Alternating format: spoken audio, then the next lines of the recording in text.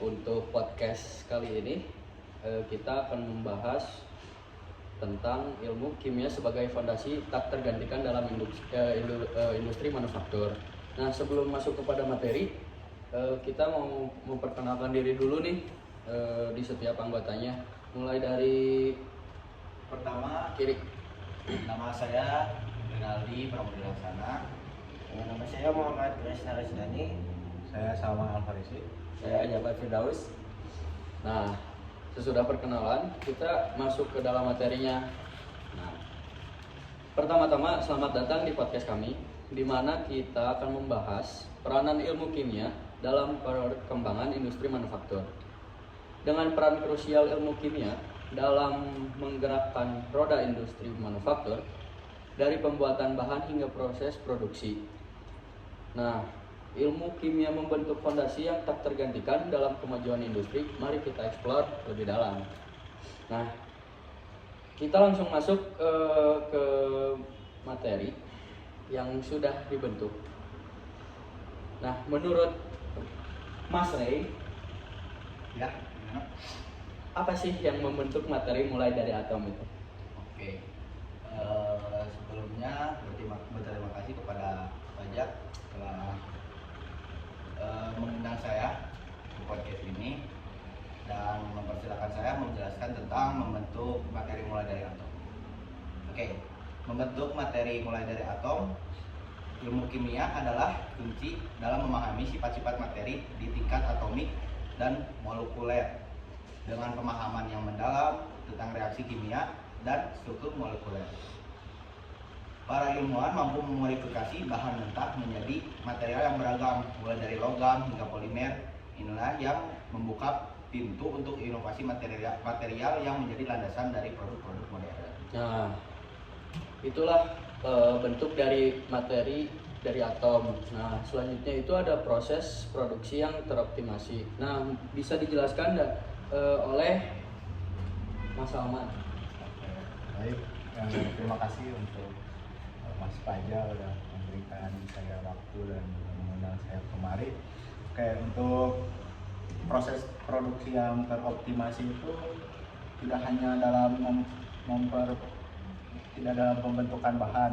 Ilmu kimia juga memainkan peran penting dalam mengoptimasikan proses produksi dengan mempelajari reaksi kimia yang terlibat dalam setiap tahap produksi. Produsen dapat merancang proses yang lebih efisien, mengurangi limbah dan menghemat biaya produksi. Contoh nyatanya yaitu penggunaan katalis dalam industri petrokimia yang meningkatkan efisiensi reaksi dan mengurangi emisi limbah. Nah, itulah dari proses produksi yang teroptimasi. Nah, di sini juga ada yang namanya inovasi nih. Nah, inovasi tersebut adalah inovasi material yang mendisrupsi. Nah, untuk inovasi material yang mendisrupsi ini bisa dijelaskan oleh Mas Kresna. Oke, kita mulai ya. Inovasi material yang didorong oleh ilmu kimia telah mengubah wajah industri manufaktur. Jadi sekarang tuh banyak gitu inovasi material yang dikembangkan oleh ilmuwan-ilmuwan gitu kan. Nah, untuk bidang manufaktur ini contohnya dari serat karbon hingga nanoteknologi. Nah, itu kan kalau serat karbon kan terutama di bidang industri otomotif gitu kan banyak digunakan tuh. Karena serat karbon itu lebih kuat dari baja dan juga ringan kan ya. Nah, terus penemuan-penemuan ini juga tidak hanya meningkatkan kinerja produk, tetapi juga membuka peluang baru untuk aplikasi yang sebelumnya tidak terpikirkan. Nah, gitu. Ya. Jadi saya sekian. Ya, tadi untuk dari inovasi ya. Nah, sekarang kita lanjut ke pengendalian kualitas yang ketat. Nah, boleh bisa dijelaskan oleh Mas Jafar. Silakan. Sebelumnya terima kasih atas kesempatannya oleh moderator. Jadi sini saya akan menjawabnya. Jadi pengendalian kualitas yang ketat itu adalah pengendalian kualitas yang fondasi dari reputasi merek dan kepuasan pelanggan. Disinilah ilmu kimia berperan dengan analisis yang cermat terhadap komposisi bahkan bahan dan produk jadi melalui teknik-teknik seperti spektroskopi dan kromatografi. Produsen dapat memastikan setiap produk memenuhi standar kualitas yang ditetapkan. Nah, Sekian, terima kasih. tadi sudah dijelaskan ya dari beberapa materi yang kita sampaikan di podcast ini. Nah, saya sebagai moderator ingin menjelaskan tentang pandangan ke depan untuk revolusi kimia di bidang industri manufaktur gitu. Nah, untuk pandangan kedepannya itu ya sebagai di tengah-tengah tantangan global ini kan seperti perubahan iklim, berkelanjutan sumber daya, ilmu kimia itu terus menjadi tonggak bagi industri manufaktur gitu.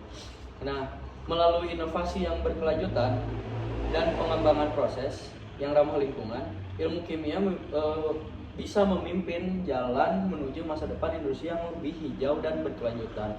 Nah, sebelum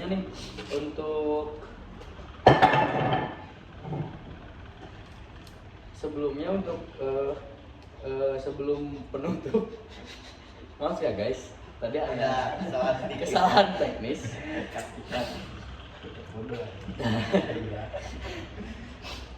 Nah, sesudah pandangan yang saya lontarkan itu untuk pandangan ke depan, di mas-mas di sini ada nggak sih untuk kayak ide untuk inovasi yang bagus gitu bagi ilmu kimia di dunia manufaktur, bagi terutama di bidang industrialnya sendiri gitu. Ya, kalau menurut saya sih kayak yang tadi dijelaskan oleh Mas Jafar dan Mas Kretna yang menjelaskan tentang serat karbon. Serat karbon tuh emang apa ya, kayak bahan yang benar-benar berfungsi. Ya, Kayak kita tidak perlu berat-berat untuk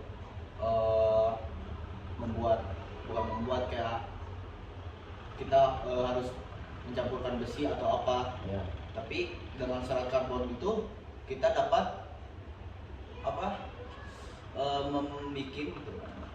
membuat sesuatu bahan atau barang dengan kekuatan yang sangat emang kuat. Itu juga serat karbon telah diuji oleh banyak kalangan, emang berhasilkan kualitas yang baik. Apalagi di dunia otomotif ya sangat digunakan itu serat karbon itu untuk variasi-variasi part-part yang mungkin untuk bagus material si tools itu Biasanya dipakai oleh kalangan muda tuh, kayak ngabers itu kan banyak. ya betul. Sekarang kan lagi tren tuh. Tren banget itu. Serat karbon Kevlar, betul nggak? Nah, kelas.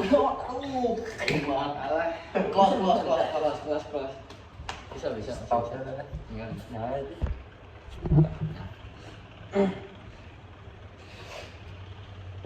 Nah, ngomongin karbon,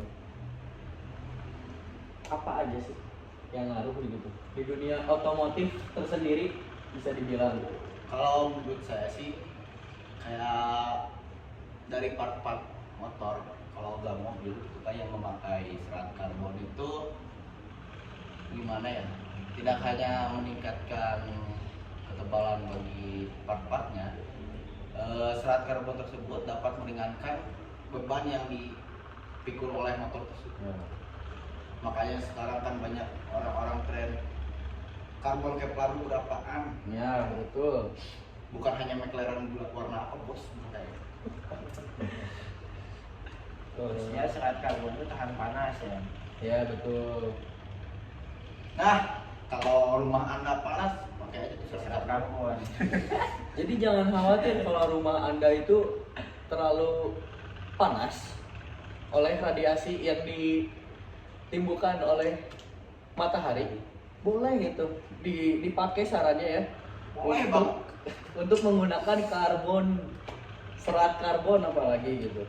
Nah, Tapi tidak disarankan kalau buat rumah nih tidak disarankan di daerah yang curah hujannya tinggi, terus juga misalnya kayak kan curah hujan tinggi itu karena anginnya ya yang besar gitu, jadi kan karena ringan gitu, jadi mudah terbang.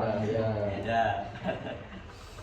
Berarti dalam kelebihan dari serat karbon itu ada kekurangan juga ya. Yang terutama mahal. Kalau mahal itu gimana kita dapat berusaha dapat mendapatkannya. Betul sih. Emang biasanya serat karbon itu berapa sih harganya? Kayak Mungkin yang ukuran 1 meter itu 1 kali 1 sekitaran 200 ribuan ya. 1 lembar gitu ya. Memang cukup mengharukan tentang harga serat karbon. Tapi sebanding lah dengan kualitasnya. Ya.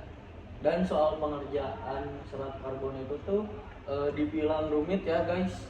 Kalau ada yang belum tahu itu, serat karbon tuh harus melewati proses yang namanya penjemuran dulu, pencelupan. Sebelum di pencelupan itu ada yang namanya memikirkan tentang bahan sebelum yang kita pakai untuk dijadikan serat karbon gitu. Semisalkan contohnya kalau untuk di dunia otomotif itu ada yang memakai serat karbon untuk tutup cover kayak apa, kipas ya bisa. Nah dari prosesnya aja itu udah rumit gitu, makanya bisa dibilang terjangkau untuk membeli serat karbon itu terbilang mahal. Nah mahal juga kan bisa dibilang dari proses aja sudah rumit, makanya melonjak lah gitu. Kalau dalam proses pun yang saya tahu bahannya juga itu emang sulit. Ya. Terus jenis ketebalan karbon juga beda kan ya, ada yang 2K, 3K, 4K itu dalam satu helainya itu kalau misalnya contoh aja yang 3K, jadi dalam satu helai itu 3000 filamen karbon gitu kan. Bisa Bagi yang gabut gitu silakan bisa dipraktekkan atau dipakai untuk piring bisa. Sendok. Apa? Nah, gini Mas Rey, apakah serat karbon itu bisa gitu untung bagi pemakaian untuk perabotan rumah gitu? Soalnya kan terlalu mahal gitu dan ngapain juga lah gitu. Ya. Sebenarnya itu emang tidak berfungsi. Tapi untuk kita yang gabut, kalau enggak kita memiliki uang yang banyak hasil dari kripto, kita bisa membeli karbon kapal itu untuk gabut, untuk dengan hiasan doang.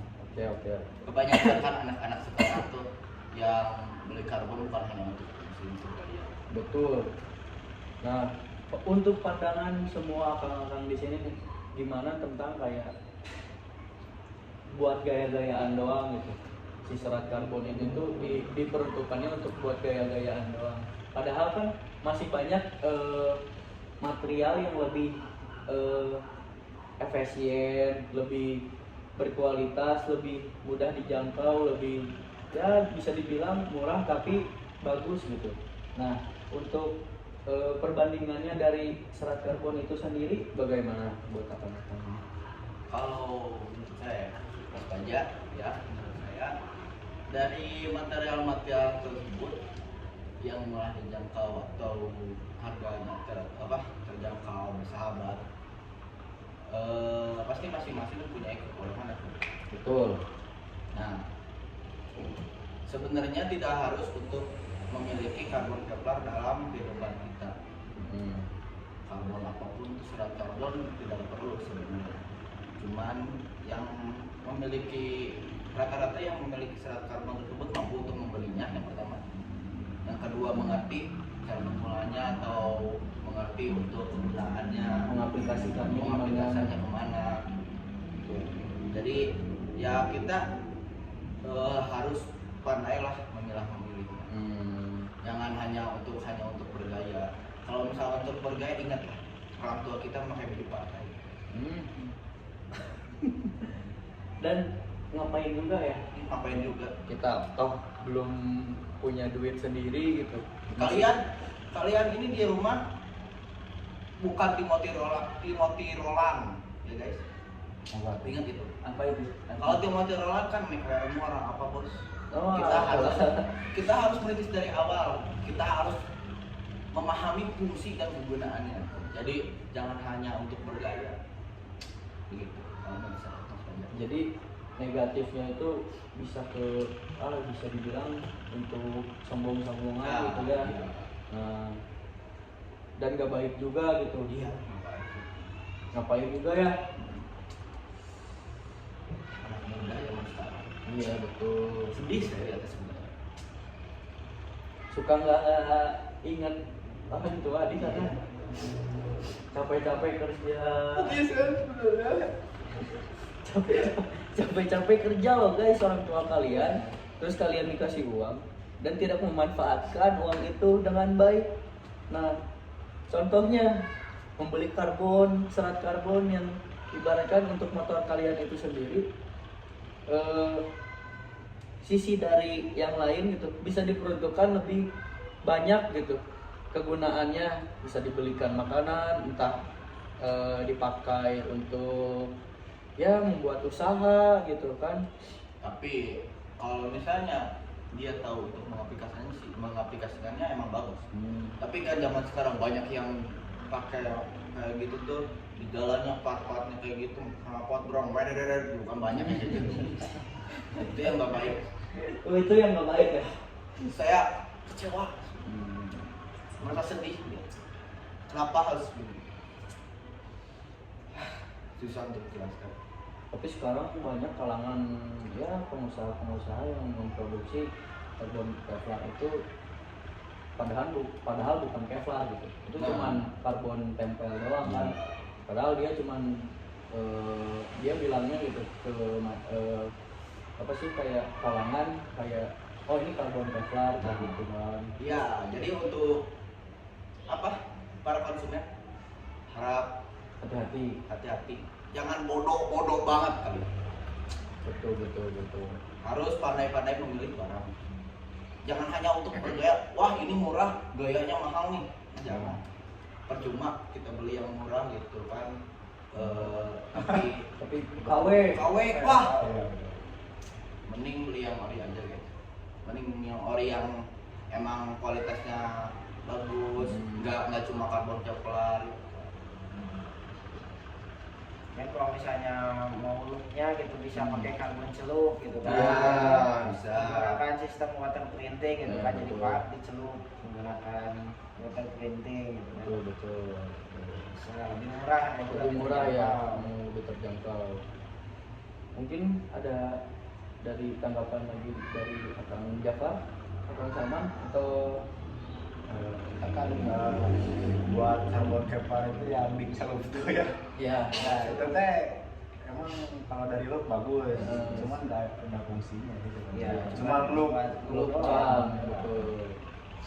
Ya, Tapi buat orang-orang kayak kita sih cukup lah gitu. ini Pak Moderator saya minum dulu ya. Oh iya boleh, silakan. Sama Mas Jafar ini pengguna karbon sendiri itu yang Oh iya, di Oh motornya iya, ya.